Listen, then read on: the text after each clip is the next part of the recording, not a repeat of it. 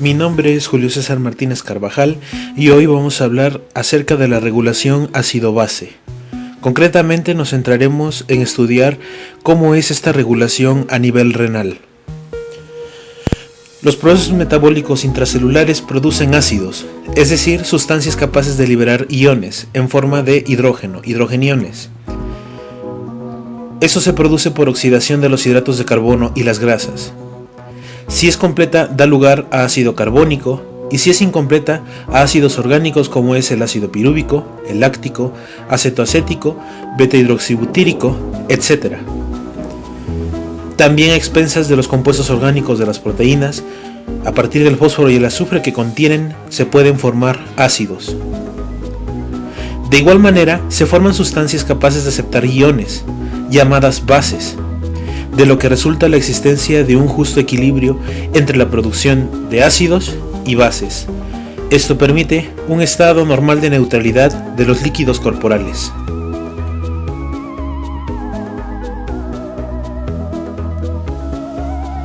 La regulación de los hidrogeniones es similar a la regulación de otros iones. Por ejemplo, para alcanzar la homeostasis debe existir equilibrio entre la ingestión o la producción de hidrogeniones y su eliminación neta del organismo. Los riñones desempeñan una función fundamental en esta regulación. Sin embargo, el control preciso implica múltiples mecanismos de amortiguación ácido-básica. Del mismo modo, como ocurre con otros iones, se da por medio de diferentes mecanismos que pueden ser por medio de una secreción o puede ser por medio de un transporte activo. Por ejemplo, las células pueden intervenir en la regulación ácido-básica, concretamente los eritrocitos, ya que poseen hemoglobina, una proteína transportadora de oxígeno, dióxido de carbono e hidrogeniones. Del mismo modo, también intervienen otros sistemas de buffers. Dos de los principales son el sistema del fosfato y el sistema del amonio, ambos de importancia especialmente a nivel renal, como se verá más adelante. Pero sin duda, el bicarbonato es el elemento estrella a nivel sanguíneo y a nivel renal.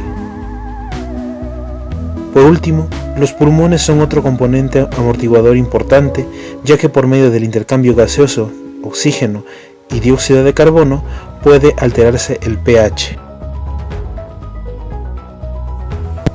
El organismo produce alrededor de 80 miliequivalentes diarios de ácidos no volátiles. Estos ácidos se caracterizan porque no se disocian tan fácilmente como el CO2 y por tanto no pueden eliminarse por la vía respiratoria. Por esto deben excretarse por otros medios como es la orina. Por otra parte, los riñones deben proteger el bicarbonato. Deben intentar ahorrar el máximo posible de esta molécula. Dicha tarea es más importante incluso que excretar ácidos. Por día, los riñones filtran aproximadamente 4.320 miliequivalentes de bicarbonato.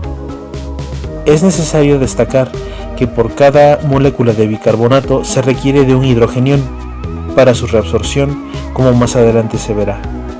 Es por esto que se debe filtrar la misma cantidad de hidrogeniones que de bicarbonato, es decir, se filtran 4.320 miliequivalentes de hidrogeniones. Si a estos le sumamos los 80 miliequivalentes de ácidos no volátiles, nos deja un filtrado neto de 4.400 miliequivalentes ácidos por día. Existen tres mecanismos por los cuales el riñón regula el pH y la concentración de hidrogeniones. El primero es la secreción de hidrogeniones por medio del transporte activo. Este mecanismo se da en las células intercaladas alfa. Sin embargo, es de mayor importancia la reabsorción del bicarbonato, y es por medio de este mecanismo que se reabsorbe la mayor parte de esta molécula. Está presente sobre todo en el túbulo proximal. En último lugar tenemos a la síntesis de nuevas moléculas de bicarbonato. Este se da cuando el bicarbonato disponible en los túbulos por filtración se agota y por tanto participan otros sistemas amortiguadores como es el fosfato y el amonio.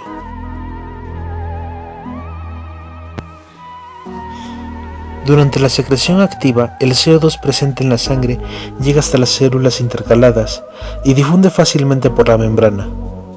Además, el CO2 puede obtenerse del metabolismo de la propia célula, concretamente de reacciones como es el ciclo de Krebs y la respiración celular. Una vez dentro, el CO2 se une con agua y por acción de la anhidrasa carbónica alfa-2 se forma ácido carbónico. Este ácido tiene la característica de ser muy volátil y es fácilmente soluble. Es por este motivo que se disocia en bicarbonato e hidrogeniones. El bicarbonato es reabsorbido hacia el líquido intersticial por medio de un intercambiador bicarbonato-cloruro.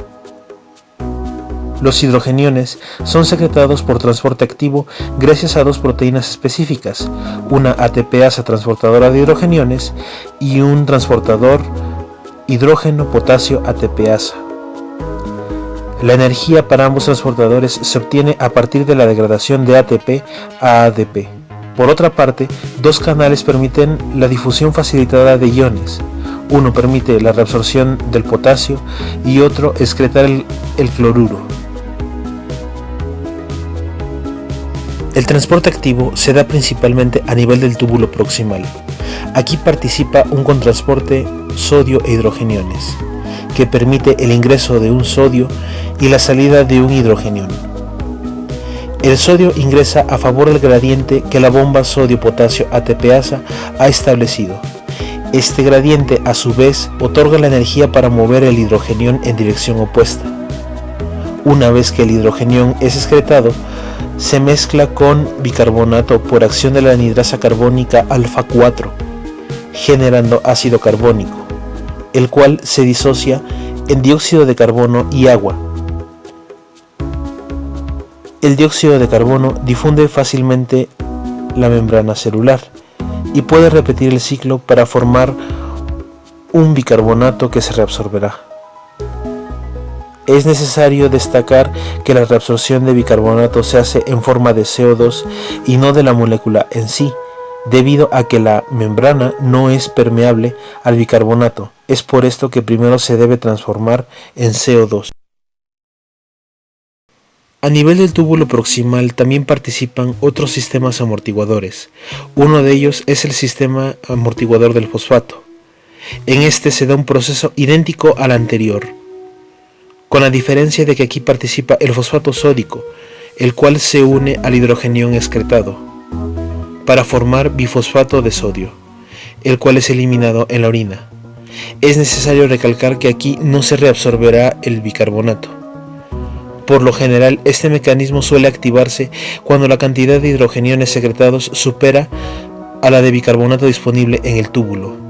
En este caso, el bicarbonato que se forma de la reacción dentro de la célula genera nuevas moléculas de bicarbonato. Este mecanismo adquiere importancia principalmente en el control de las acidosis respiratorias, ya que esto permitirá la formación de nuevo bicarbonato que dará lugar a una alcalosis metabólica compensatoria. Otro sistema similar al anterior es el amortiguador del amonio. En este caso, las células producen amoníaco, el cual difunde fácilmente por las membranas. En este caso, difunden por la membrana apical de las células tubulares y se une con el hidrogenión secretado por la ATPasa transportadora de hidrogeniones para formar amonio. La membrana celular es impermeable al amonio y esto evita que el amoníaco regrese a la célula. Además, el amonio se mezcla con el cloruro que se encuentra en el túbulo para formar cloruro de amonio. De este modo se neutraliza y favorece su excreción.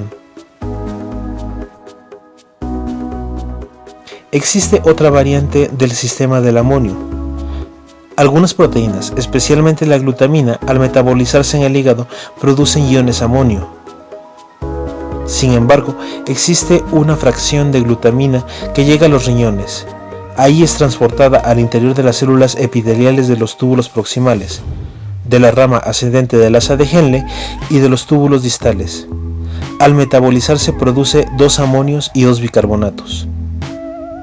El amonio se secreta hacia la luz tubular por un intercambiador, por cada amonio se reabsorbe un sodio. Finalmente, los dos bicarbonatos son reabsorbidos. Este mecanismo también produce nuevas moléculas de bicarbonato. Una disminución del volumen sanguíneo estimula la reabsorción del sodio, la secreción de hidrogeniones y la reabsorción de bicarbonato en los túbulos por diferentes mecanismos. Por ejemplo, la angiotensina 2 actúa a nivel de las células del túbulo proximal, donde estimula al intercambiador sodio-hidrogeniones, favoreciendo la secreción de este último. Del mismo modo, la aldosterona actúa a nivel del túbulo distal, donde promueve la secreción de los hidrogeniones. Los cambios en la concentración del potasio pueden alterar la secreción de hidrogeniones y la reabsorción del bicarbonato. Por ejemplo, un aumento de la concentración del potasio aumenta la cantidad de hidrogeniones en las células. Esto estimula la secreción de hidrogeniones y la reabsorción del bicarbonato. Por el contrario, una disminución en la cantidad de potasio provoca el efecto contrario. Esto también está relacionado en parte con la función de la aldosterona que se mencionó anteriormente. Cuando se produce una acidosis respiratoria, hay retención de CO2, es decir, se da una hipercapnia. Esto aumenta la cantidad de dióxido de carbono que llega hasta las células tubulares a través del torrente sanguíneo. Al ingresar y mezclarse con agua, aumenta la cantidad de ácido carbónico formado, y al disociarse aumenta la cantidad de bicarbonato y de hidrogeniones. Los hidrogeniones son excretados y se unen al bicarbonato disponible en los túbulos, reabsorbiéndolo de este modo. Sin embargo, llega un punto en el que los hidrogeniones superan a la cantidad de bicarbonato disponible en los túbulos. Es aquí cuando se activan otros sistemas amortiguadores como el sistema del fosfato y del amonio. Además, el aumento de los hidrogeniones estimula el metabolismo de la glutamina, el cual, como se vio anteriormente, produce un aumento en los iones amonio y también en el bicarbonato. Cuando se produce una alcalosis respiratoria, hay un descenso en el nivel de dióxido de carbono. Por lo tanto, se reduce la cantidad del dióxido de carbono que llega hasta las células tubulares. Esto finalmente lleva a una reducción en la producción de bicarbonato, en su reabsorción, y además evita la excreción de los hidrogeniones. Durante una alcalosis respiratoria, el cuerpo necesita retener ácidos. Es por esto que se dejan de secretar los hidrogeniones.